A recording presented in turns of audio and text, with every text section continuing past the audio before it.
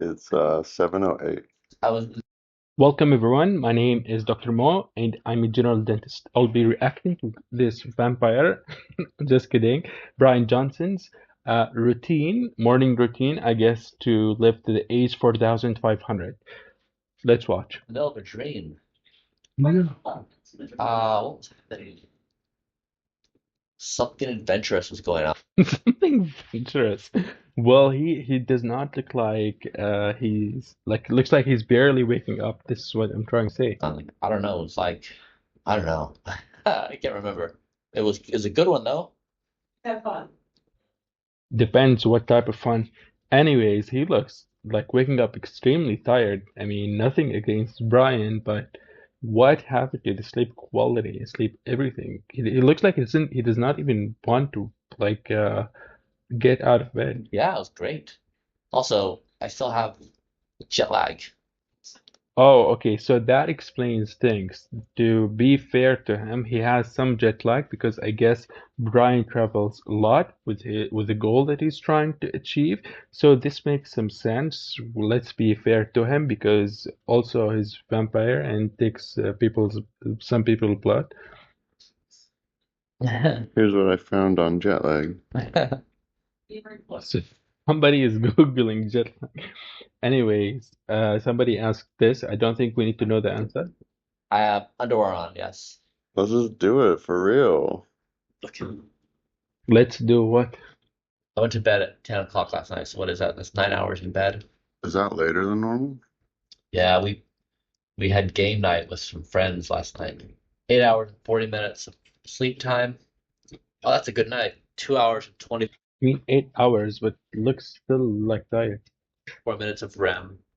1 hour and 44 minutes of deep sleep. Resting heart rate 46, 50, HRV 55. Respiration rate 12.6. There's respiration. Wait, what did he do? 55. Resting heart rate 46. Resting heart rate 46. So the normal range, like is around 60 to the upper end, around roughly 90 can extend. I mean, like a higher to roughly 100. So that's on the upper side. For certain athletes, the resting heart rate would be good if it was on the lower end, below 60.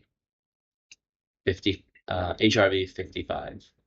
Respiration rate 12.6. It's a good night. Respiration rate 12.6 is fine. To my knowledge, I'm not specifically sure which is he's referring to, but the normal ventilation rate is roughly 12 to 20 breaths per minute. That's to my knowledge. Dang, bro. So it's fine. It's within. If people are surprised about the lower resting heart rate, what I wanted to comment is certain athletes, they have a slightly lower resting heart rate at rest when they're not in action. So he's about to get up. I don't know if should I skip this part. Where So I guess he's meditating. this device, this is the mouth guard. What I'll do is flip this on. I flipped in a little later than normal because of this jet lag. So the sun is kind of coming out, so I can go outside and get some sunlight. I'll just do this as part of my routine. So the problem is doesn't really clarify a lot about the UV lamp. I'm not too sure if there's significant amount of evidence suggesting or like for what particular purpose is he turning on the UV lamp or is it just some cool That's stuff? 10,000 lux light, and then take my inner ear temp. This is my basal temperature. So like your body gets to its lowest temperature setting in the morning and the night, and then it fluctuates throughout the day. I've lowered my body temp by roughly 3 degrees, and so I'm basically metabolically cold plunging, where my body just is at a lower temperature. What does that even mean? Metabolically cold plunging.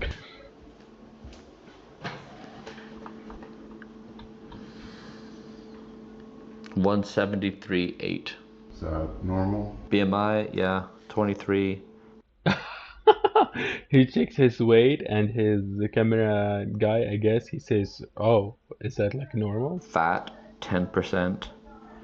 Muscle, 86.2%. Is it accurate? Like you just stand on a scale and it gives you the literal body fat percentage? I mean, maybe. Visceral fat, 2.1. Water, 58.3. Yeah, as you age, you get Okay, so he mentions basically some type of smart dry scale. I'm not too sure how up. accurate. Yeah.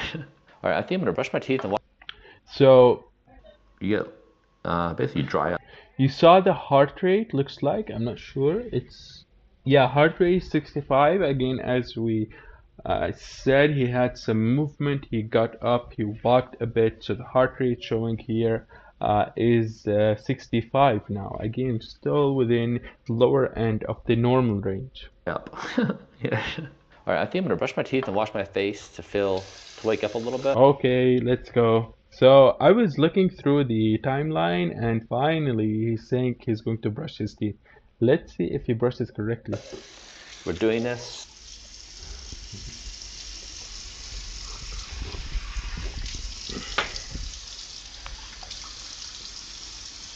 And then for my hair in the morning, I do a few serums. This is Roots. I mentioned this before. It's 1 ml on the scalp. It's based upon a genetic test I did. This is a stimulating serum we have that is actually coming out on Blueprint in the next couple weeks. And then this is a brand new one we have, 2-DDR. This was shown in a recent study to be just as effective as minoxidil. It's a sugar, but the study was on a mouse, so sometimes Minoxidil, to provide some context, is a type of hair medicine that's used. Generally, it's topical, meaning applied directly to the scalp. To my knowledge, it's people use it to try to slow the hair loss. I'm not too sure how effective it is when used too late, but definitely there's a lot of studies supporting minoxidil. these studies translate, sometimes they don't, but we're trying it out because it's pretty benign and safe. So I apply a few. So he mentioned something very important about the product that he used. He says, okay, there's some evidence behind this, and sometimes these studies translate, sometimes they don't. He's saying into reality for each individual, and that's an extremely critical point from Bryan Johnson. Because actually true, not just because the study said the XYZ worked for the set number of individuals that were sampled or were in the study, it does not mean it's going to have the same or similar effect for you. It may not be effective for you, and perhaps an alternative solution may be more effective. These serums, I'll take this silicone scrubber and then Oh, so I see a lot of like people using that for the hair and it looks extremely spiky and go on odd. the scalp and massage it in. And all of them, they have unique contributions, but you're trying to basically stimulate blood flow to the scalp. And so those serums, rub it, and I'll go downstairs and then use the red light cap. And Where is the brushing? As a dentist, I'm still waiting for the. He said he washed his face for I don't know how long it is massaging. Where is the brushing? that would be for the hair. So I'm not gonna put these in now because we're doing this video today, but I would normally put it in the morning. What? He completely skipped the brush. Because testosterone rises in the morning, and so you're counteracting that on the scalp. So my hair, I was almost bald like a couple years ago. So I'm not too sure about that relation where he says, oh, because X hormone rise up at certain period of time, so during that period of time, I'm gonna apply something. I mean, unless if he has some evidence or studies to back this up, and it's like when he talks about this correlation, or is it just a conclusion that he made, or maybe through the testings that he does on himself on an individual basis? I'm not too sure. So what we've been doing is the most effective hair protocol we have done in the past 4 years. I did PRP for a while. That's when you draw the blood, you separate blood plasma, and you re-inject it into the scalp. That really hurts. It's very expensive and it's a big pain in the ass. So I'm glad we're not doing that anymore. It doesn't work. So this is much better. When is the last time that you've been woken up? Oh, you know what? Last time I got woken up, when my kids were like 10 years old. This is going down in the history book. Yeah. The last time he got woken up, didn't they show at the beginning of the video? There's like a whole team trying to wake him up, and he was struggling. We were like, like kids. We don't wake each other up. Ever. For any circumstance. Every day the goal I mean, that's fair enough. If you have the luxury to wake up whenever you want and sleep whenever you want, of course he's a millionaire, so he gets to do that. is to put shoes and socks on. So once you pull up one leg, you can't put it down. So you got, so this ankle's a little weak. This guy I just fractured, so it's a little weak still. So PRP that you mentioned before for the hair, it's a platelet-rich plasma, and yes, it's true. They need to draw a blood sample in order to do it, and definitely, as he mentioned, it's quite like a discomfort for the patient. There are steps involved, so he's trying now other means for his hair routine. Put it on. You can't touch the foot down. And then this right guy is much more stable. But it's funny how stability.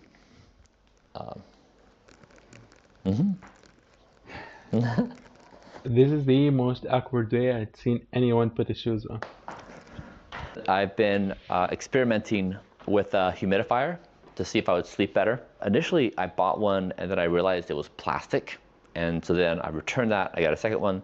This has a stainless steel interior. It's probably not perfectly plastic free, but it's better than entirely plastic. Grounding. So humidifiers, some people use them indoors, and I'm guessing he's trying to supposedly improve a bit the air quality, and as a byproduct, his sleep quality. I wish if he could give some details. Sheets, copper pillowcase, 8-sleep mattress. I've been trying First time in my life to hear about copper pillowcase. this guy lately, which is a face mask which does a I want, as a dentist, a gold pillowcase. full wrap around the head. So like this. Does the ear and the eyes, which is really nice. This is the erection That is a huge eye mask or cover. device. So When yeah. did you use it last? A few weeks ago. Yeah, I don't use it every day. Just periodically. You probably are at home thinking, this is suspicious. This is a breathing coach. So occasionally there's some I have no idea what that was. sound in my neighborhood. Not a lot. Pretty quiet here. But I just put this on a very low volume and it just kind of evens it out so it avoids disruption at night from a noise perspective. And then I'll come over here. I'll check out my room air quality. You see it's perfect quality. So I think he lives in LA, Los Angeles, and it's great to live in an area where there is no noise from outside, probably some rich area, because it's extremely crowded there and with the traffic and it's extremely loud. Quality in my room. You see the CO2 got a little high last night. That's unusual. So it looks like between 10 p.m. and 1 a.m. So that's unusual that he's So with regard to the air quality, he addressed the air quality is not the best in LA, so he tries to optimize the air quality in the room itself, indoors. that high. I monitor air quality in every room of the house, and then I'll turn the house alarm off. All right, guys, I think I'm gonna switch this out. I just threw this on in the chaos of being woken up and starting to film, but Yeah, I'm not sure about this outfit. Hopefully he changes it. not feeling the vibe. I'm not sure why. I'm gonna switch to a tank top.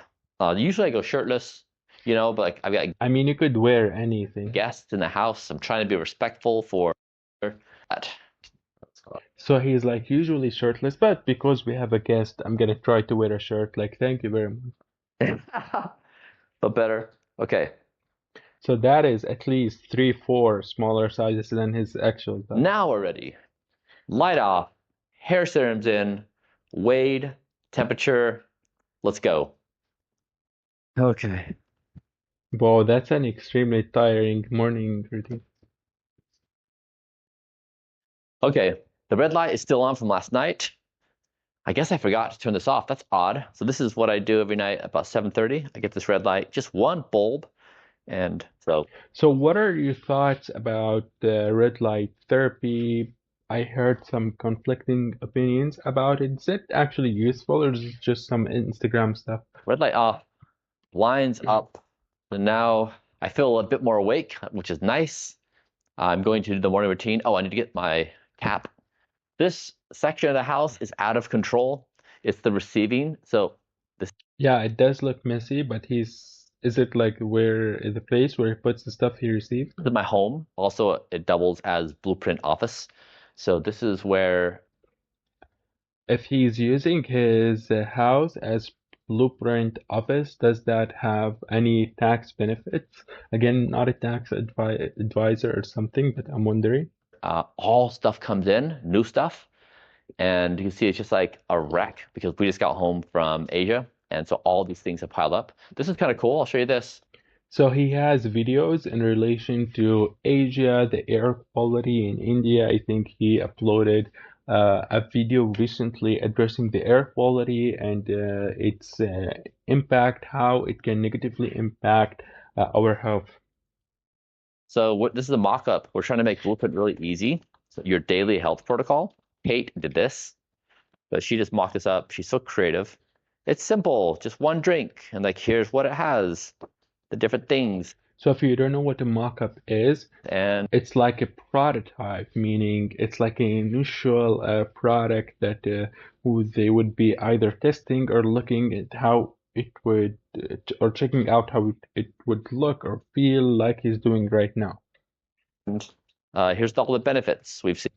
As the prototype or the mock-up gets approved, then they proceed into the final product. And normally, what would a business do? They would test the product on a small scale. If it was successful and it was selling, then they would expand it to scale up. They would scale up. Seen in studies, give your body your daily thing. So then you open up and you have a nice, yeah, every calorie fights for its life. And then you have 14 days. So celestial protein came out. Yeah, this is like just a bunch of, we got them all in preparation for this. These are the new zippers. We had zippers before that wouldn't seal up very nicely. So these are much more robust. If you got powder within here and you try to seal it up, and so those zippers are much better. But we've So he's talking about their protein powder. I'm not particularly sure like, how does it stand out? What is exactly the value proposition of their protein powder in comparison with protein powder from already established companies? Or is he addressing like the residue metals and these things? just as a company, we went from 0 to having 15 products in less than like 10 months. We've moved so fast. And in doing that, we had these incredibly high standards of low heavy metals. Yeah, that's what I'm saying. So the heavy metals, the residual things, probably they're focusing on lowering them. High quality suppliers, every ingredient with precision identified. So we've moved very fast and got a ton done. So get the hair cap on. All right, now is one of my favorite moments of the day. I get to consume Blueprint. What is this magical hat? It is so delicious, and I'm thirsty from the night. So this is about 20 ounces thereabouts. I'm gonna do a scoop of longevity mix. If Chamomile tea. you haven't tried it, you should. It's great, and I love the taste. It's so fresh, and I get so excited to have it every day. So one scoop there. Let me get the pills. You can see this is my weekly pill. It's done for 2 weeks at a time. So I'll get one for the morning, one for lunch, and then So he has an entire box of pills. Of course, I'm aware of this. There were like many more pills that he consumed in the morning, and then he reduced the number. And his rationale is we're testing things out and adjusting as like time passes. these are tabs for things we're missing. Like we're missing here. What is this? A carbose. So a carbose is an RX that we use with Yeah, so an RX is a prescription. Sometimes an RX metformin. Sometimes an RX is written on the prescription paper itself. There's good evidence that Metformin is a drug in relation to help with controlling blood sugar for diabetic patients, but I guess he takes it as well. It extends lifespan, so that's an RX, not like a normal supplement. So then I'll take my morning pills. So He means he needs to get it prescribed so that he could consume. morning is taking longevity mix with these pills. And But the question is, how is that prescription authorized, like on from a healthcare standpoint, like on which diagnosis, or I'm just talking medically, not like that he requests it or something. then I'll eat some nutty pudding. Yeah, I used to take at one point, I think it was like 111 pills was the max. Yeah, that's what I'm saying. So he was taking 8 ton of like a lot of pills, and actually he significantly reduced, not significantly, but he reduced them now. And now I'm down to maybe 40 something, so almost in half. Are you down because of longevity mix and like the Yeah, we're down in pills because when we started Blueprint, we needed to do two things. We needed to test. So I don't know, the cameraman always like says the worst stuff. But as I said, I think he's going to say that he was starting with a lot of pills, and the rationale was he's doing tests along the way and he reduced them. But let's see what Bryan Johnson has to say. That each supplement had what it said it has. So if you're taking something like, vitamin D and the label says it's 2000 IU, the question is, does that supplement have 2000 IU, or is it 1000 or 500 or none or 4000? And so we were testing everything. So I agree with this, is that we need to verify like each supplement has all of these claims, but are all of these claims true? And even like the specific numbers that are addressed and mentioned, all of these things. We found out the reliability is very, very bad. What you see in the label is not what you get in the product. And then secondarily is when we were looking at products like proteins, lentils, like anything I was consuming. So somebody also made that argument, but for calories, they were like, is that even like on food labels, not only food, a lot of other things, supplements, is the calorie count actually correct? And I'm not sure how they could actually verify everything, but what he's saying makes some sense. I mean, we found out that this actually had a lot of toxins. So it was very, very, very dirty. And even when companies would say, we're very clean, we have this, this levels of whatever, we would test it and it would be different. Like, for example, I still had this. Before I was eating Truvani protein. This was our source of pea. They did a good job on taste and pleasantly high. But we found this has high levels of heavy metals, unpleasantly high. But we went over. The problem is he says high and low and these things without giving reference numbers or the things that they found. I'm not sure if he publishes them on Twitter or something, meaning X. That being said, I'm not too familiar with these plant-based protein powders. Also, he says there are some concerns with like the animal-based protein powders as well. Over $50,000 last month alone on testing everything. And we learned that basically we don't trust anyone. The only thing you can trust is data. So we wanted to see the third-party lab results on that product. This whole process has basically been, we now source everything we do, we source ourselves. And it's been very laborious.